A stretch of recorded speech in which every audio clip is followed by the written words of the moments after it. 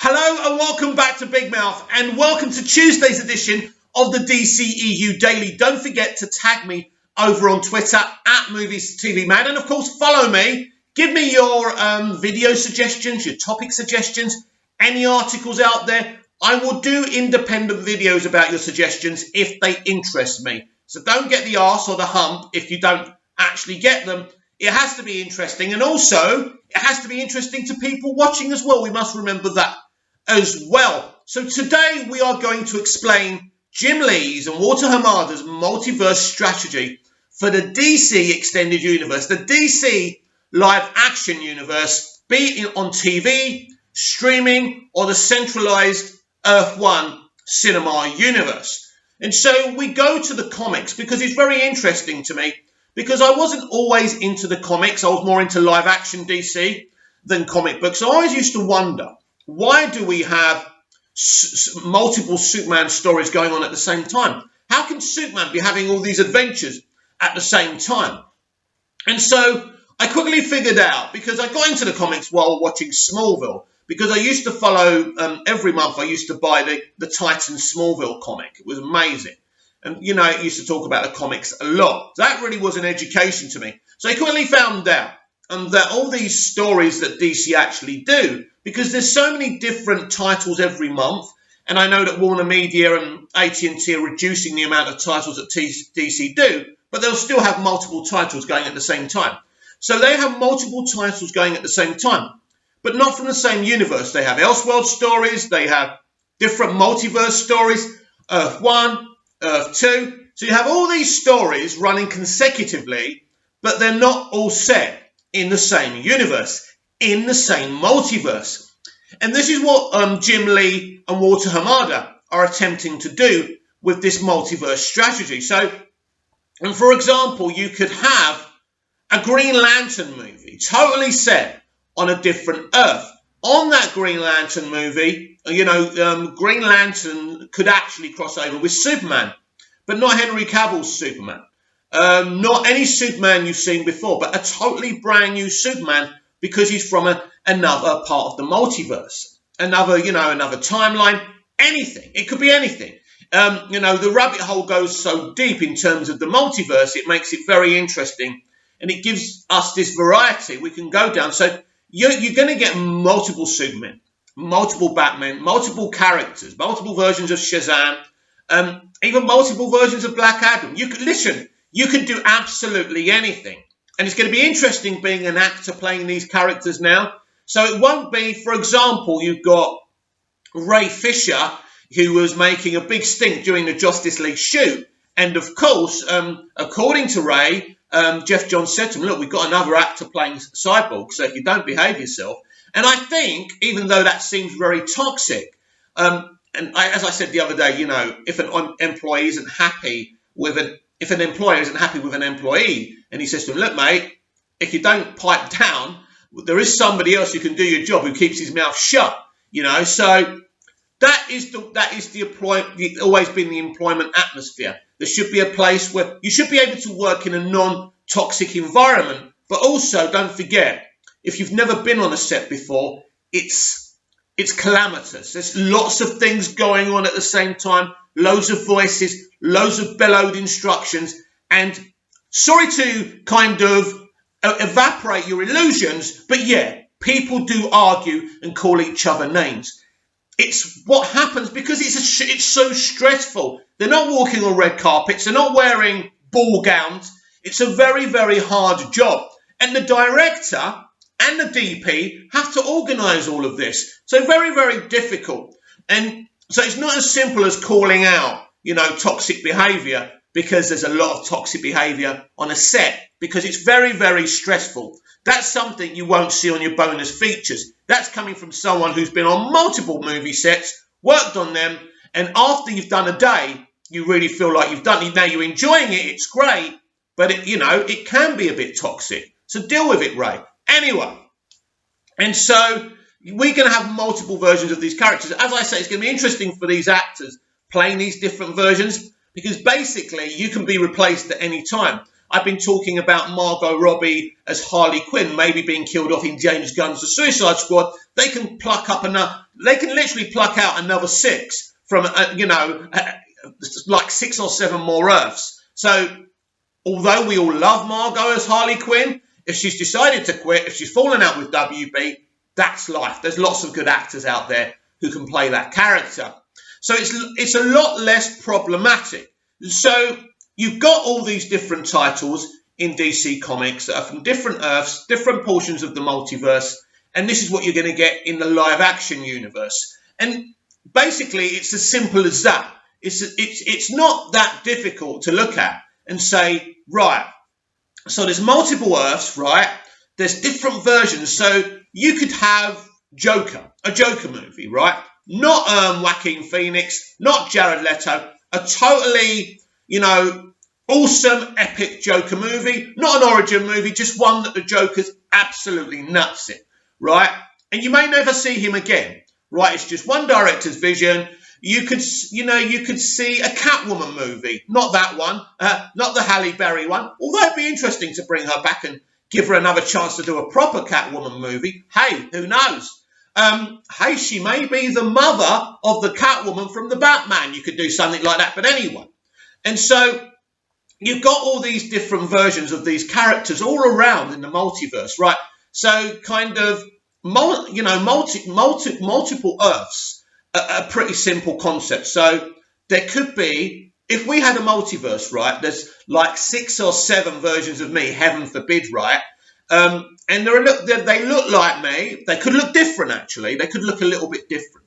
But they're kind of the same, but they're not. So, we're talking about parallel universes, alternate universes. That's what it's all about. Some people believe they're real, some people don't. I believe in possibilities, infinite possibilities in the world. I never close my mind off to anything. And some people call us conspiracy theorists. That's because they're too ordinary. Ordinary people don't have an imagination. That's why they don't enjoy comic books. They don't enjoy films and TV dramas. So we've got these multiple versions of these characters, which means you can do anything with them. So you don't actually have to cross them over every single time. They have their individual movies. But if you want to, you can cross not only with existing characters, you can cross versions of characters we've never seen before, which is the most exciting thing for me, because crossovers are a key to a successful franchise. And by the way, they always have been. So a lot of people talk about Superman Returns and Batman Begins or the Dark Knight trilogy. If Brandon Routh and Christian Bale had crossed over, I think that would have made Brandon Routh's Superman more viable. I mean, he's always been viable to me as Superman, but I'm just telling you, it would have been more exciting. But you had a problem, because Christopher Nolan wanted to make 3 movies, then walk away. And because he owns those versions of those characters, he doesn't own DC or Batman. But this is why Zack Snyder's producer on every single film, because he's the one who's created those versions, right? And it's the same with Nolan. But it's interesting with Nolan because he did come back to co-write Man of Steel with David Goyer. So it's odd. Why couldn't we use Bale's Batman again? It was odd, and if you ask me, as much as I love Batfleck, a bit of a mistake, a bit of an own goal, a bit of a schoolboy error. So they understand this new ownership of Warner Brothers. They're not like Warner Brothers Entertainment, like DC Entertainment. They understand the game now. We've seen why the MCU is so successful, and it's via crossovers. And even more interestingly, they're going down the multiverse route as well. They're going to bring multiple Spider-Men into it, and different characters that have been around in live action before. Now, don't forget, Marvel haven't done many other versions of live action characters. They've got the X-Men, they've got the Fantastic Four. There'll be new versions as well. So they definitely have a little bit of a slate to do that. But DC have been making superhero movies, live action superhero movies and TV shows since the 60s or the late 50s, if you include, George Reeves' Adventures of Superman. So I know you can't put him in it, but maybe you could, with CGI, you could do something exciting, give him a 5-second cameo. That would be awesome, wouldn't it? But anyway, we in DC have been watching live action versions of these characters for many, many years, even before we were born, right? We weren't watching them, but they were there, right? So it's a very exciting creative conceit. So it's just like those comics, different titles, different versions of these characters appearing from nowhere, crossing over. So it's very, very exciting. And so that's that explained. So I hope you're keeping up with me. If you're just a mainstream superhero fan, watch the video back as many times as you want if you're finding trouble to keep up. All it is, different versions, alternate universes. That's what the multiverse is, alternate universes, That's it. And it's a fascinating concept that was created years ago in the comics, both in DC and Marvel. But DC got there first, like with everything else, right? And sorry, Marvel fans, if you're watching, it's just a fact. We're better than you. Just accept it, right? But now we have a very important question. If we've got Earth 1, Earth 2, Earth 3, Earth 4, Elseworlds and all that, who is Earth 1? Now, we've heard in Arrowverse them call themselves Earth 1 before. Like Barry, say he's from Earth 1. Grant Gusting's Barry Allen. But of course, he doesn't know what Earth he's from. And don't forget, with Crisis on Infinite Earths, which pretty much affects the whole of the multiverse in the DC live-action universe, we have got this situation where we've had a rebirth of the multiverse, which means no Earth is in the same order it was before, which means Jim Lee and Walter Hamada can take a look at this, and Greg Berlanti, and number these Earths properly. We do not know what Earth the Snyderverse is in, but it's certainly not going to be number one now. Maybe it was going to be number one, but because of the divisive nature of the Snyderverse, that's never going to happen anymore. So the question is, who's going to be Earth 1 Superman? Who's going to be Earth 1 Batman? Who's going to be Earth 1 Shazam? Who's going to be Earth 1 Green Lantern? This is a really important question that nobody's asking. So I believe we will get a new Earth 1 Superman. Now, I've had a theory for a while that Robert Pattinson's Batman could be an Earth 1er. But that may not be the case, because rumours of Matt Reeves just wanting to do a trilogy could be true. But Matt Reeves seems to be getting with the party, with the multiverse thing, and I think he may stick around for more than 3 movies, especially with Gotham PD happening. So he's following kind of the alignment of what AT&T want, like doing a movie, having stuff on HBO Max. So he's part of that line now. So I believe he's part of the multiverse plan. So Robert Pattinson's Batman, in fact, could be Earth 1 Batman. In fact, I think he is, because would it be worth it just to create another Batman with another origin story? You don't really want to see that. But there was another rumour ages ago, because we're getting Michael Keaton's Batman in Andy Muschietti's Flashpoint, that Michael Keaton's Batman, in fact, was going to be Earth 1 Batman. In fact, there was a few clickbait articles saying he was replacing Ben Affleck's Batman. Now, that could still happen, by the way, because we don't know what's going to happen in Andy Muschietti's Flashpoint. So we've got to put the brakes on that. We don't really know what the future of this franchise is, because it's so big now with the multiverse strategy. And as I say, the potential is limitless and very exciting. So they're going to work on it now, all of it. They're right. They're going to have to look. They've got somewhere in the studio. They've got a map of every single Earth in this multiverse. So they're looking at it. Who belongs where? What numbers where? So for you, the audience, you just have to understand there's multiple Earths in the DC universe. Some we've seen, like the Donnerverse, right? The Donnerverse and the Singerverse, for example, are the same universe. So you've got Ryan Reynolds' Green Lantern, another universe. You've got somewhere out there, you've got Tim Burton's Batman and Superman, another universe. So it's not really that complicated. You've just got to take it a movie or an episode of a TV show at a time. So I think we will get castings for brand new Earth 1 characters. I don't think we've met the Earth 1 characters yet. But also, as I've said before, the more popular ones like Momoa's Aquaman and Gadot's Wonder Woman may transfer to Earth 1 to be part of this new, because Earth 1 really hasn't been created yet. We haven't seen Earth 1 because, as I say, on Crisis, it's been rebooted. The whole multiverse has been rebooted. And that, as I say, that's in terms of the whole multiverse. So as I said before, they're going to be renumbered. So Arrowverse isn't the first Earth anymore, if it ever was, because they think they're Earth 1, but doesn't mean they were necessarily Earth 1. As I say, when we say multiple Earths, that means there's loads of them. I don't even know in the comics how many they are, but there could even be more than anyone's ever counted. And so nobody really knows what the first Earth is. And I believe that's something we'll find out after Andy Muschietti's Flashpoint. And I think this is terribly exciting. And the fans I speak to are really down for this. Some people call it lazy. I don't call it lazy. First of all, it's about entertaining people. You can't just make comic book movies for one fan base. I am part of the Snyderverse fan base, but ultimately I'm part of the DC fan base. And I believe that every DC fan should have a version of their characters that they love. And Jim Lee's and Walter Hamada's multiverse strategy will do this. That's fair, right, and it's good business for DC, Warner Media, and AT&T.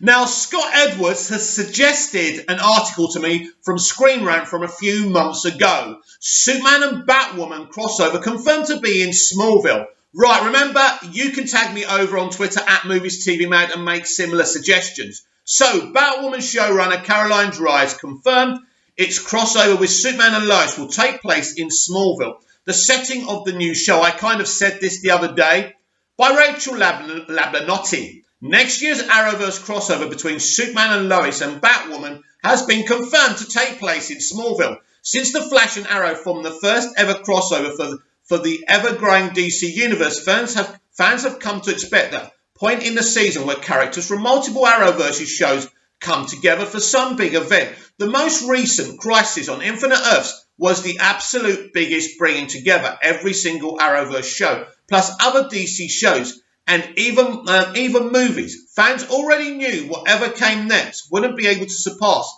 the magnitude of Crisis, which is why the Arrowverse crossover of the 2021 season will be much smaller. It's going to be much smaller because of COVID. They haven't had time to do anything.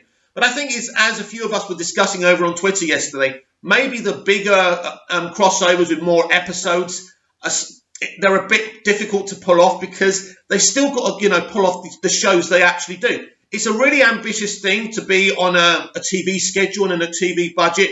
But I think like smaller crossovers, like what we used to have in Smallville, not that they were really crossovers, but the big events like Jeff Johns' Absolute Justice really worked. A 90-minute episode really works in a good way, and they're not cramming too many things in at the same time. Personally, I think Crisis was brilliant, perfect, and I enjoyed it, especially when I know the schedules that these people have got. Just last week, CW CEO Mark Pedowitz confirmed the next crossover will feature Superman Tyler Hoechlin and Batwoman Ruby Rose. But, Ruby Rose, I think this was before the new announcement, wasn't it? But it won't be Batwoman Ruby Rose, it's going to be the new Batwoman.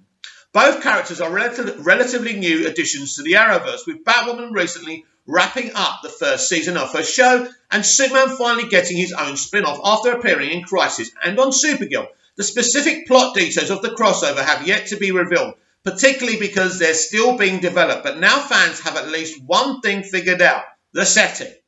During an interview with the International Business Times following Batwoman's season finale, which featured a major DC reveal, showrunner Caroline Dries revealed the Superman-Batman crossover will take place in Smallville, which is where Superman and Lois will be set. I have a little bit of research, but they don't have any scripts out yet. Like that's been released, so nothing's been shot, Dries explained. So obviously I know about Superman and Lois, and I know it will be taking place in Smallville.